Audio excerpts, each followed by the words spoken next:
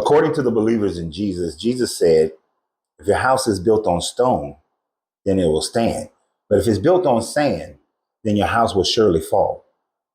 If we took the words that are attributed to this Jesus and applied it to the story of his birth, will we find that the house is standing on stone, or is the house standing on sand? Is the story of Jesus standing on stone, or is it standing on sand? Well, I am here today to tell you that the house of Jesus, from the beginning of his birth story, is standing on sand and shall fall. We're not even going to get into the comparison of Matthew and Luke based on the genealogy, which we know goes to Joseph, and Mary is actually from the line of Aaron, a Levite. So she is not from the line of David. Joseph is, but Joseph's DNA has nothing to do with Jesus. So there in itself, he is not the Jewish Messiah. But let's look at just the birth story itself. Now, comparing Matthew to Luke, we will find many different anomalies in the story, but you've often been told these stories mashed together so that you don't recognize the problem. But we're going to logically think through those. So in the beginning of the Matthew story, it tells us that Mary is betrothed to Joseph and that she was already found with child. We accept this as in both stories, that Joseph finds this Mary who is already pregnant. And in the Matthew story, an angel appears to Joseph and appears to him in a dream. In the Luke story, the angel appears to Mary, and he appears to Mary right off the bat, no dream, just right in her presence. Not a big deal. Both get their turn with an angel. Now, according to the story, in the Matthew version, Joseph just takes Mary as his wife, and then they are in Bethlehem where Jesus is born. It doesn't tell us why they're in Bethlehem. They're in Bethlehem and Jesus is born during the reign of Herod. And this is where our first problem comes. Because the reign of Herod ended either in 6 BCE or 4 BCE. This is when Herod died. There is absolutely no doubt. But according to the Luke version of the story, Herod had died. Almost a decade later, a census is being done by Augustus for the Roman Empire, and Quirinius, the governor of Syria, is sent down to Judea to conduct the census. This doesn't happen till 6 CE.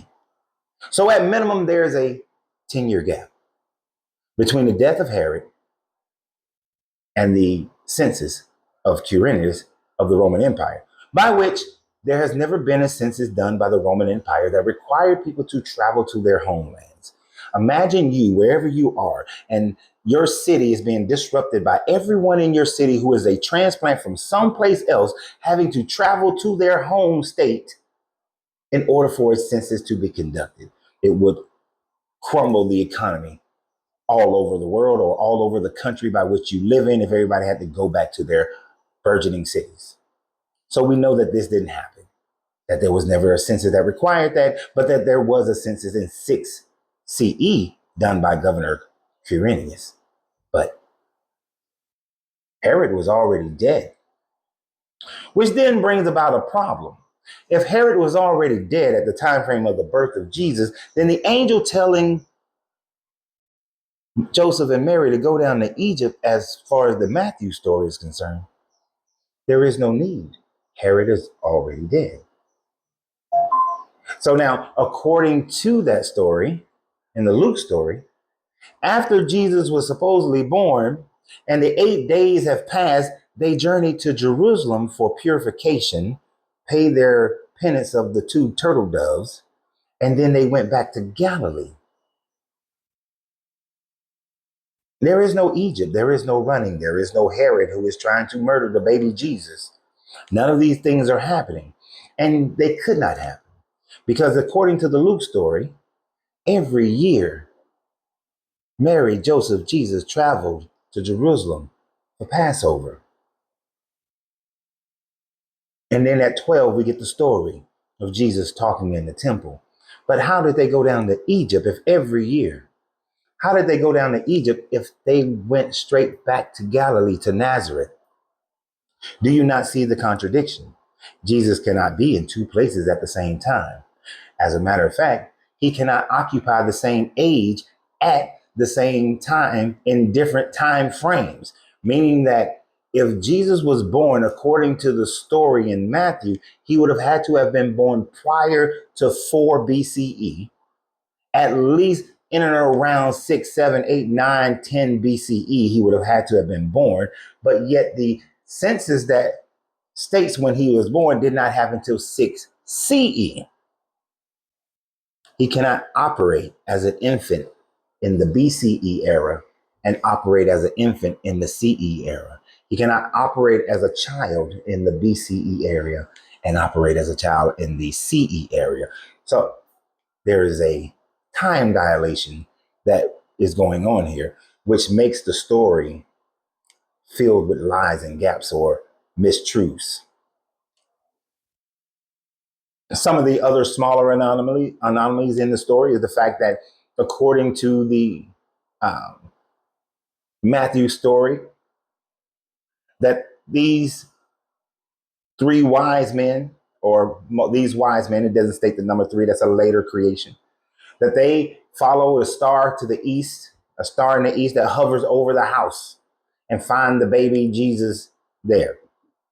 But according to the Luke story, the angel comes and tells some shepherds out in the field, and he tells them that the sign is not a star. Oftentimes you've seen the shepherds looking at a sign of a star, but that's not what Luke says. Luke tells them that this will be a sign for you.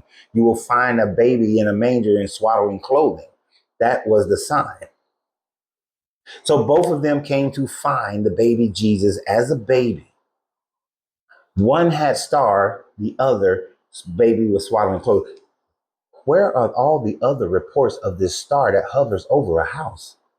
As we know, stars cannot hover above a house. And if there was some great light, like a helicopter light, hovering above a house, not way up in the sky. If you're off into the mountains and you look down upon a city, it may look like the star is above a certain city, but the closer you draw to that city, the star seems to fall back into the horizon. So it's an impossibility for a star to hover above a house unless you had a helicopter, and ancient aliens would love that. But why didn't the shepherds see this star? Now, some of you may say it's because the wise men came when Jesus could have been 2, 3 years old. Now, this is a farce.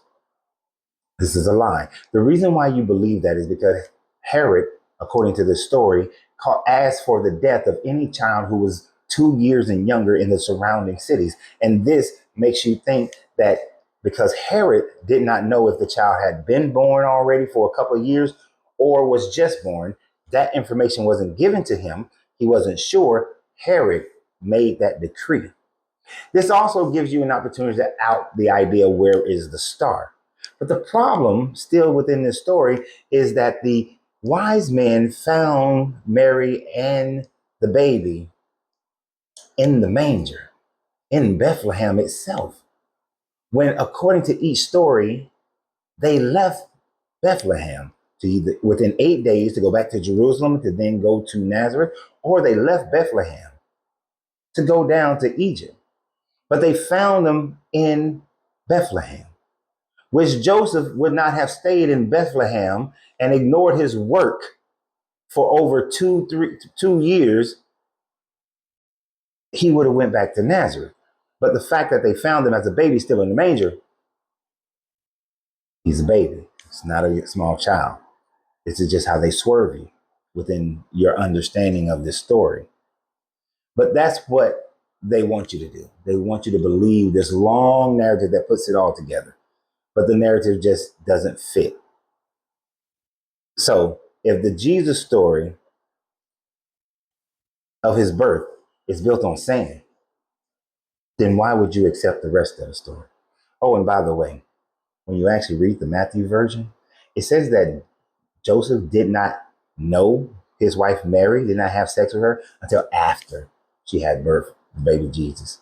When you say you didn't have sex with somebody until after an event, that means you still had sex with her. So she's not a permanent virgin. Put that in your mouth and smoke it.